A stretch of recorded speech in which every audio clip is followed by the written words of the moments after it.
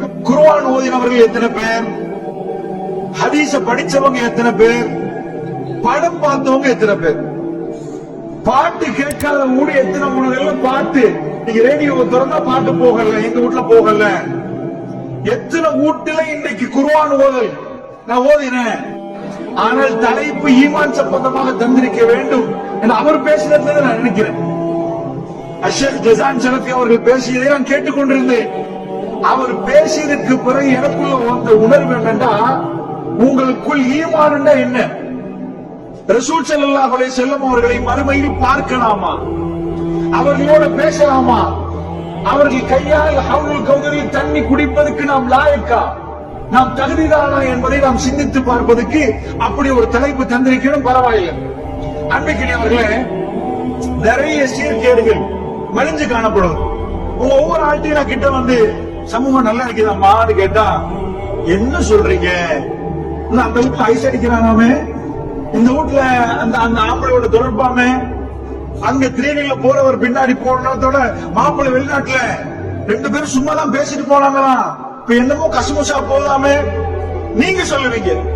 நான் உங்கள்ட்ட கேட்க வேண்டிய, சும்மா போய் கேட்டா நல்லா இருக்குதாம்மா, ஊரெல்லாம் நல்லா சூப்பரா இருக்குதா, நீங்க எல்லாம் இப்ப குடிபெயர்ந்து வந்திருக்கிறீங்க, எப்படி இருக்குது? மரமட்டைகள் நல்லா இருக்குது, ஆடு மாடுகள் நல்லா வாழுது, மனிதர்களாகிய நாம் நல்லா வாழுகிறோமான்னு கேட்டால் நாமளே காரி துப்புற ஒரு நிலைமையில நிக்கிறோம். நான் சொல்றது உண்மையா பொய்யாமா? அதை ஃபர்ஸ்ட் கேட்கணுமே. உங்க ஊர் நல்லா இருந்த நான் எதுக்கு பேச? பொய்யா? உண்மைதானா? சீரழிஞ்சிருக்கிறது நிறைய ஊர்கள், அப்படியா? சரி, அப்ப சிம்பிளா ரொம்ப என்ன, இன்னொரு 20 நிமிடத்துக்குள்ள நான் முடிக்கணும், 20-25 நிமிடத்துக்குள்ள முடிக்கணும். இப்ப யோசிக்கிறது எப்படி தொடங்குறது, எப்படி உங்களோட பேசுவது என்பதுதான் சிந்திக்கிறேன். முதல் அடிப்படை கவனமா புரிந்துக்கோங்க. உங்க மடியில உள்ள குழந்தை நாளைக்கு நீங்க ரொம்ப கஷ்டப்பட்டு 10 மாதங்களாக கனவு கண்டீங்க, இது மூக்கு எப்படி இருக்கும், இதுல கண்ணு எப்படி இருக்கும், இவங்க பெருசாகி என்ன பார்ப்பாங்களா, என்ன பண்ணுவாங்க, அவ்வளவு ஆசைகளோட பெற்றெடுத்த இந்த பிள்ளைகள்.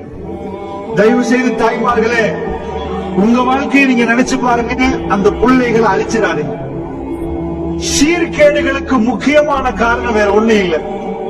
நீங்க டிவியை திறந்த உடனே நாடகங்கள் பார்ப்பீங்க, நிறைய படங்கள் பார்ப்பீங்க, விஜய் அஜித் அது இது என்று எல்லாத்தையும் பார்ப்பீங்க.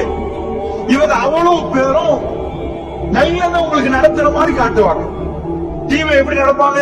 அநீதிகளை நாம் இல்லாமல் ஆக்குறோம், நியாயத்தை பேசணும், அசிங்கத்தை ஒழிக்க போறோம். அவங்க நபிமார்களா? இந்த நடிக்கிறவங்களா சஹாபாக்களா? பள்ளிவாசல் பேசிமாங்களா? உங்க பிள்ளைகளுக்கு நீங்க யாரை காட்டி கொடுக்கறீங்க? பள்ளிக்கு வந்து உங்க பிள்ளை தொழுதால் பள்ளியில் மௌலவி மாதிரி அப்படி இருக்கிறாங்களோ? நல்லடியார்கள் நல்லவர்கள் இருந்தா அவங்களுக்கு மாதிரி பார்ப்பாங்க. உங்க பிள்ளைக்கு குடும்பக்கரை தானே தம்பி, அதை பார்த்தா தப்பான்னு கேக்குறீங்க. ஒரு மாலையில் ஒரு குடும்பக்கரை தானே பாக்குறோம்னு கேக்குறீங்க. அவர்கள் என்ன உங்க பிள்ளைகளுக்கு கொடுத்தாங்க? என்ன கொடுத்தாங்க தெரியுமா? ஒரு 50 ஆண்டுகளுக்கு முன்னாடி உங்க ஊர்கள்ல கல்யாணம் முடிச்சவங்க விவாகரத்து செஞ்ச வீதாசாரம் கூடயா? இப்ப கூட பேசுங்க, இப்பதான் கூடயா? 50 ஆண்டுகளுக்கு முன்னாடி உங்க ஊர்ல படித்தவர்கள் கூடயா? இப்ப படித்தவங்க கூடயா? இப்ப படித்தவங்க கூட. இப்பதான் ஸ்கூலுக்கு போய் ஓயில் அப்பெல்லாம் 6ஆம் ஆண்டு 7ஆம் ஆண்டு முடிச்சிடும். ஓயில் அட்வான்ஸ்ல பல்கலைக்கழகம் கொண்டு போயிட்டு வராங்க. இப்ப படிச்சவங்க கூடயா? இப்ப விவாகரத்து கூடயா? 50 வருஷங்களுக்கு முன்னாடி படிக்காதவன் இருந்தானா, கல்யாணம் முடிச்சுட்டாங்கன்னா 2 பேரும் வாழ்ந்தாங்களா? நான் கேட்கிறேன், படிச்சவன் ஒழுங்கா நடப்பானா, படிக்காத ஒழுங்கா நடப்பானா? படிச்சவனுக்கு தான் கொஞ்சம் நாகரிகம் தெரியுமான்னு சொல்லுவீங்க. டாக்டர் படிச்சால் தானே, அதான் எக்ஸ்கியூஸ் கேட்டு போனாரு. எக்ஸ்கியூஸ் மீ, வரவான்னு கேட்பாரு. சாரி, கைப்பட்டுட்டா. படிக்காதவன் இடிச்சிட்டு போய் சொல்லி கேட்க மாட்டான். மண்டையில ஒண்ணே இல்ல, படிக்காத ஆரம்பிங்க. நான் உங்கள்ட்ட கேட்கிறேன் தாய்மார்களே, படிச்சவங்களுக்கு ஏன் வாழ முடியல? சொல்ல புரியுதா? இது இப்ப புரியாட்டி உங்க வீட்டுல சில சம்பவங்கள் நடக்குமே, அப்ப புரியும். அதனால கேட்கிறேன், படிச்சவங்க வாழணுமா இல்லையா? படிச்சவங்க வாழணுமா இல்லையா சொல்லுங்க. நான் கேட்ட கேள்வி புரிஞ்சா? வாழணும். அப்படியே வாழல.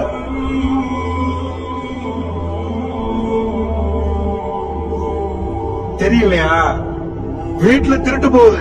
உங்களுக்கு நான் கேட்கிறேன், 4 ஐட்டம் வச்சிருக்கீங்க, ஒரு ஐட்டம் காணல. இல்ல அம்மா காணல. எங்கம்மா? திருட்டு போய் தான் இருக்குது. யாரோ களவெடுத்திருக்கிறாங்க. யார் எடுத்தாங்க? அதான் தெரிவிக்கல. இதான் நடக்குது. இன்றைக்கு புள்ளைகள் படிச்சுட்டு, படிச்சவங்க கொஞ்சம் ஒழுங்கா நடப்பாங்க.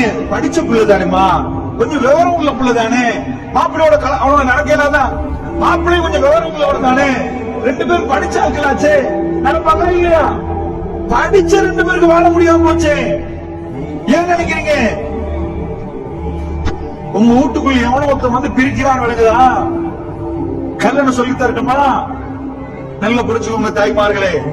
சீர்கேடுகள் என்று போட்டிருக்கிறாங்களே, சீர்கேடுகளை பட்டியல் போட தேவையில்லை. அந்த அசிங்கத்தை நான் வாந்தி எடுக்க வேண்டிய தேவையில்லை. உங்க முன்னாடி இந்த அசிங்கம், அந்த அசிங்கம், அந்த அசிங்கம் வாந்தி எடுக்க தேவையில்லை.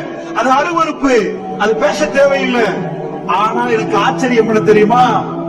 இப்ப நான் உங்களோட பேசுறேன்னா நீங்க வெட்கப்படுறீங்க. 4 பேர் பதில் தேட தடமாறீங்க. வெட்கம் உங்களுக்கு தெரியாம இல்ல. ஆனா படத்துல அவ்வளவு அசிங்கமும் போகும். குடும்பம் சகிதம் உட்கார்ந்து பாப்பீங்க பாருங்க. இந்த பாட்டு போடுவாங்க பாருங்க.